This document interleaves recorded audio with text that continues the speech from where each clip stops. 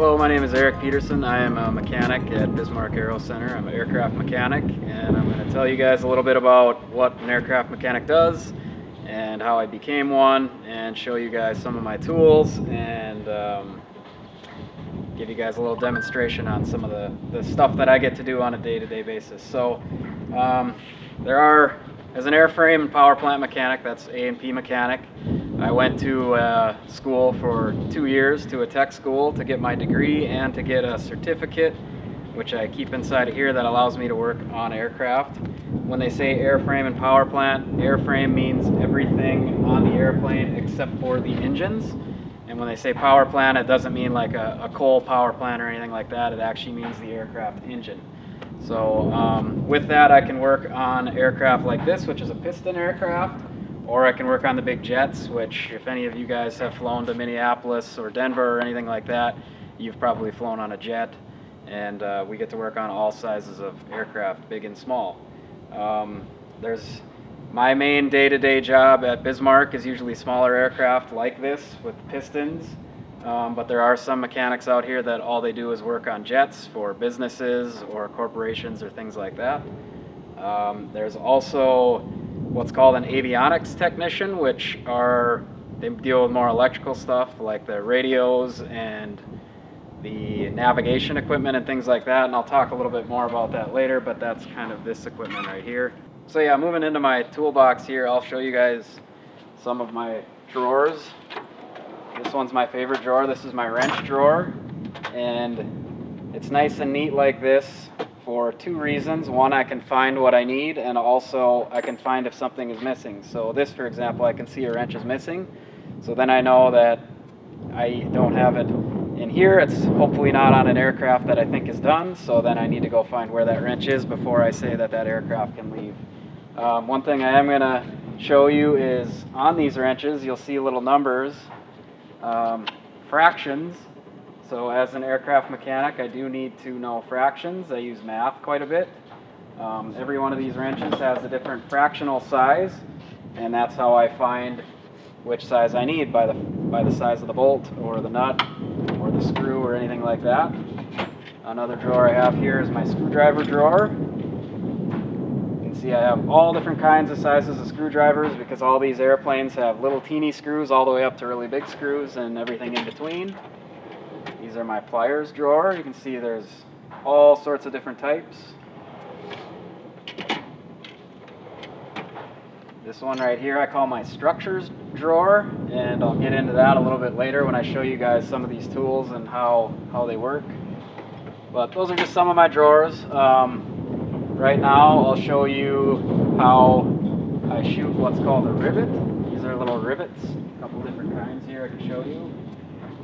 These little things are what holds the airplane together for the most part. There are thousands of these in most airplanes, and I'm going to show you guys how we would install them and how we would remove them. So first thing, and again this is where math comes in handy, is I need to have the right size drill bit for the hole that I need to drill, and that is a decimal number, and then my rivet is a fraction, so I need to convert decimals to fractions to know which size to use. I already have this set up, but this is my drill. This will drill through metal, so it takes air from a big tank and runs the drill. And then I will drill a hole through the metal, just like that. Then I take a rivet, put it in the hole. Then I get to use my rivet gun. This is a gun that will hit the rivet on one side, and then I come on the back side with a piece of metal. This is called a bucking bar, and what it's going to do is it's going to hit it so fast and hard it'll heat it up and squeeze it, and then it'll hold together. So I'll try to do that on this little piece of metal here. It might be kind of difficult to see. Get rid of this.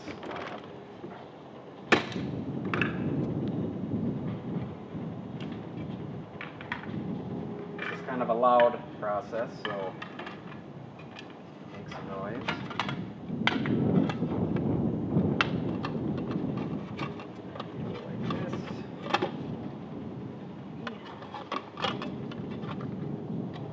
Shoot it, just like that. And then now this rivet is stuck in there and it holds these two pieces of metal together, so now they won't come apart. And aircraft will have, like I said, thousands of these holding them together. The other kind of rivet here, this is called a cherry rivet. When we can't get to the back side of this for one reason or another, we will put a cherry rivet in, so drill another hole for one of those. And then we use a different tool. This tool here. So this tool is used to pull these rivets.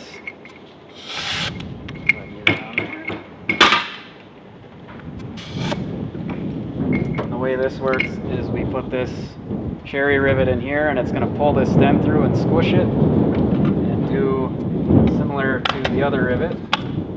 So I just pull this trigger and it pulls it through, and now it's stuck on there and it's not going to ever come apart. And then the little stem comes out and that's garbage.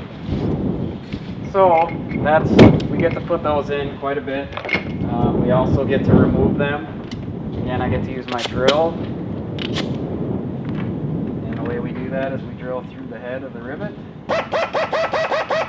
You got to be nice and straight because you don't want to make the hole too big. Drill down a certain depth. Go back and get more tools, and I take what's called a punch. And I twist the head off, and there it breaks the head off. And then now there's still a little bit left in there, so I got to get it out. This is where I get to use my rivet gun again, which is my favorite tool. So I take this off and I get another piece. Here.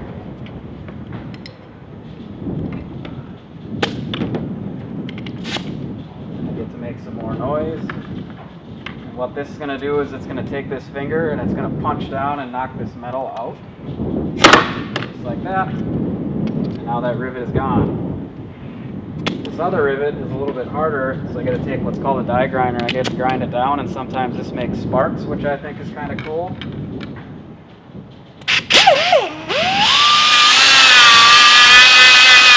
Just like that, and then I drill it out the same way and punch it out. So those are some of my favorite tools. Like I said before, another thing that aviation mechanics do is we get to work on radios and all these wires.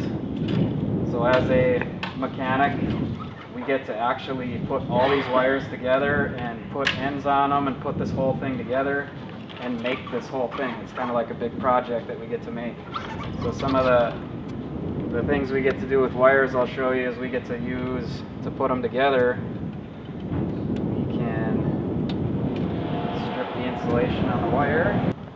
So after I strip the ends off, I get to use what's called a solder sleeve, and this is kind of fun because you get to get it really hot.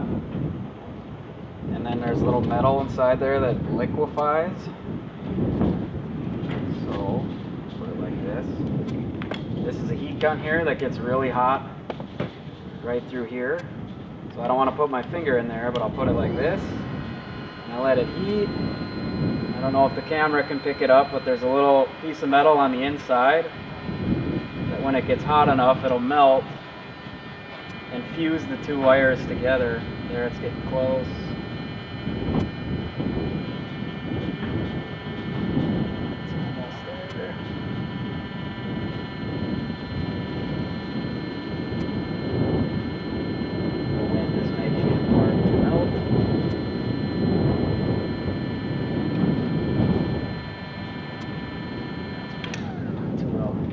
But the metal liquefies and then it ends up fusing the two wires together. So we can do that, and then to put a new end on these, I'll show you another tool I get to use. That's a crimper right here, and I find the right size for the wire. I put the crimp in there, and then I go over, crimp it together. Now I have the end. So all these wires get to do things like that, which I think is kind of cool. So those are just some of the tools I get to use every day as an aircraft mechanic. So as an aircraft mechanic, we need to inspect airplanes a lot more frequently than you would with like a car. And what we do is we take all the panels off and we open them up and we look at things like this. This is the aircraft engine. This is the aircraft propeller right here. and we take everything off and we look it over real close for any cracks or any oil leaks or anything that shouldn't be happening. And actually we even have little cameras that can go inside the holes of the engine, and we look inside the engine and see if we see any problems on the inside that you can't normally see on the outside. So this is an aircraft engine. It's called a piston engine. It's not the same as a jet. That's why there's a propeller on the front.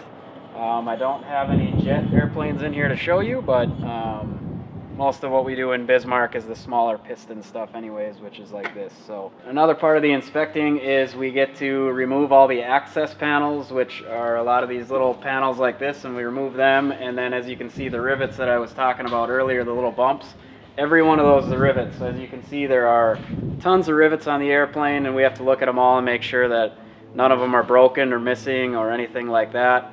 So all the time we remove all these panels and we look at the airplane and make sure that nothing happens when it's in the air, which is what keeps everybody safe.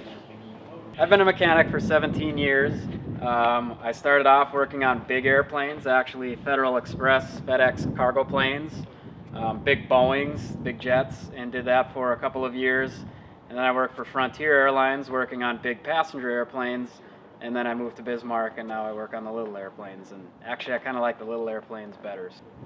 Yeah, are there any really cool projects or stories we've had? A lot of times with the big airplanes, sometimes, and the little airplanes, they actually will hit birds in the air, and it's not a good situation for the bird, but it makes for a big project for the mechanic. And sometimes it can do things like punch holes in the airplane or take a little piece of the airplane off with it. And as a mechanic, we will have to replace the hole or repair the holes, either by replacing a section of the airplane wherever it goes. Say there's a hole that goes up here, we'll have to replace the area around it, or else put a big patch over it wherever the bird went through. So those are kind of interesting, and it happens a fair amount. The airplanes are built safely enough that they're able to withstand it. So if it happens, it's not the end of the world, but the airplane does need to be fixed. And as a mechanic, we get to go out and look at it and fix those kinds of problems.